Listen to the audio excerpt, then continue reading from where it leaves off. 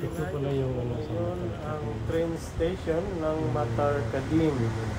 Kasi may Filipino foods po dito at gusto ko po siyang matikman.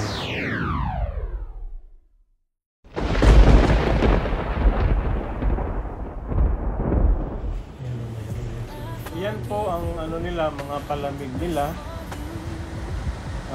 Hindi na ako tumikim dyan guys kasi sa tingin ko sobrang tamis kasi.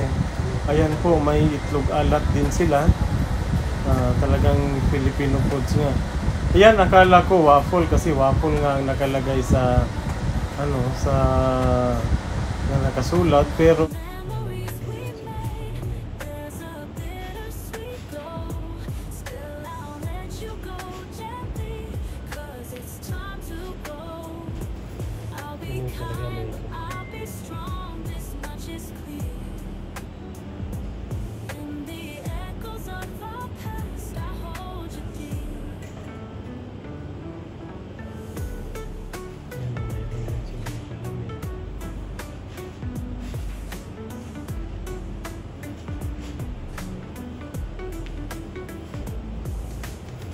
Yun yung talaga may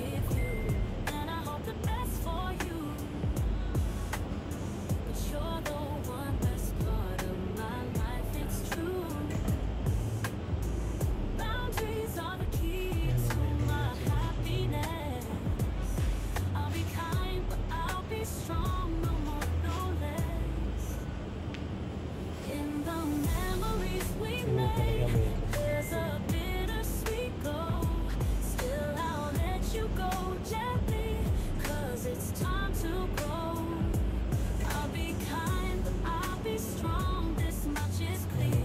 din sila palamig.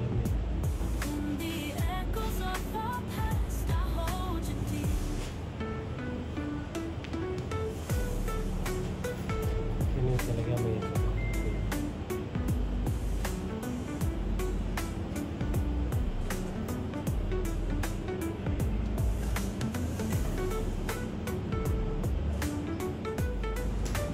yan o, marami din naman o tayo mapagpipilian na Filipino foods. Yan o. Yan, mga lutong Pinoy talaga yan guys. Tapos marami din silang ano, mga short orders, mayroon din sila guys. Tapos may mga chili oil sila. Mga sausawan guys. Tapos yung mga, yan o. Yan yung mga short orders nila. Kita nyo yun guys, mga silog-silog dyan. At saka yung ano ko pala guys, ang natikman ko dito, gusto kong tikman yung pansit nila. Hindi ko nasasabihin kung anong lasa guys. Basta hindi ko lang na-enjoy yung in-order kong pagkain. At pinalitan naman nila ng ano, pinalitan na lang nila ng halo-halo. Pero yung halo-halo din, hindi ko na rin hindi ko rin basta tinikman ko lang yung ibabaw. Tapos uminom na ako ng tubig. Yung siopaw hindi ko rin naubos. Pero yung bumili din ako ng biko. Yan, biko yan guys. Tapos yung biko, tinikman ko lang, 2 hiwa. Tapos yung iba, binaon ko na. At pinamigay ko na sa mga kaibigan ko. So, okay lang ang experience. Maaga pa naman sana yung pagpunta ko. Nasa mga pa lang siya. Nasa mga past 12 ng tanghali. Kaso lang parang yung kumbaga sa siya nakulog. Yung in-order kong pagkain nakulog, tapos yung ininit medyo na. So ganun pa man, at least napasyalan ko rin yung Matar Kadim. Kasi yung yung ibang station din guys, mayroon na rin silang mga nayong Pilipino, may mga tinapay na rin na ano na binibenta. Madiskarte talaga ang mga kababayan natin, guys. Ayan, marami din silang mga chicherya din, mga galing din sa Pilipinas, mga Pinoy goods nga. So, ayun lang guys ang ma-share ko sa inyo. Sana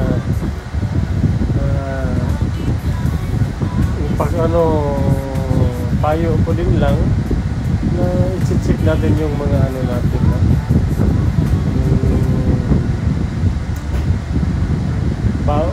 mga kinakain natin para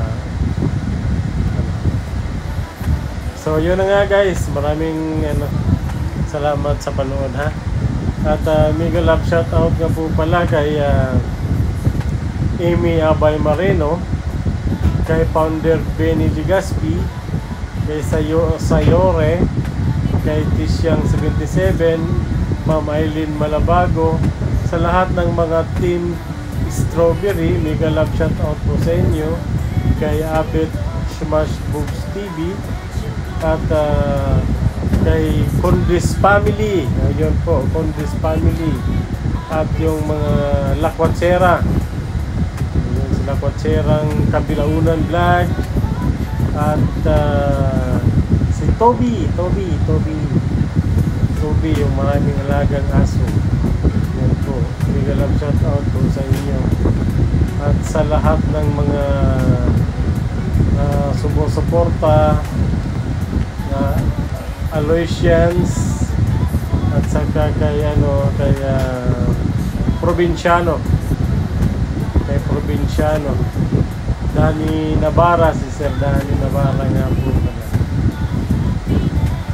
At sa mga hindi ko po na banggit ho, April May Vlog,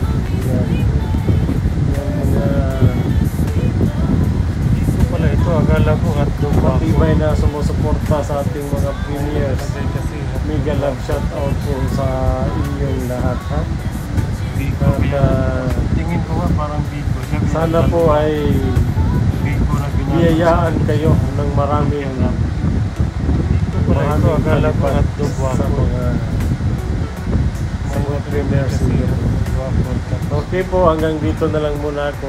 Bye bye. Biko, kaya tingin ko nga parang Biko siya, kaya nagtanong na Biko na binalot sa sa lumpia wrapper. Biko pala ito, akala ko hotdog waffle. May nakalagay kasi hotdog waffle, tapos dito Biko, kaya tingin ko nga parang Biko siya, kaya nagtanong na Biko na binalot sa sa lumpia wrapper. Miss, anong pangalan sa inumin sa palamig na ito? Ice tea po. Dito? Melon. Dito? Black gulaman. Magkano bawat serve? 10, sir. 10.